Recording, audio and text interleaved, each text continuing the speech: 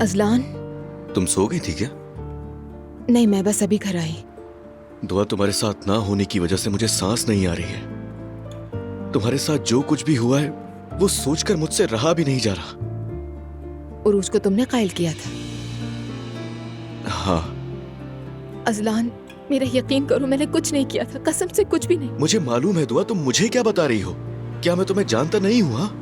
मुझे उसकी बात पर बिल्कुल भी भरोसा नहीं, और ना ही मैंने किया, एक लम्हे के लिए भी नहीं। मेरे लिए हकीकत सिर्फ वो है जो तुमने कहा। दुआ, मैं अपना बच्चा खो चुका हूं, तुम्हें नहीं खोना चाहता मैं। कल बात करती हूँ, बहुत थक गई। बल्कि हम दोनों ही थक गए हैं। तुम भी परेशान ना हो, सो जाओ, आराम करो। ठीक है, जरूर। कल मैं तुम्हें देखने के लिए आऊंगा। शब बखैर। अपना ख्याल रखना।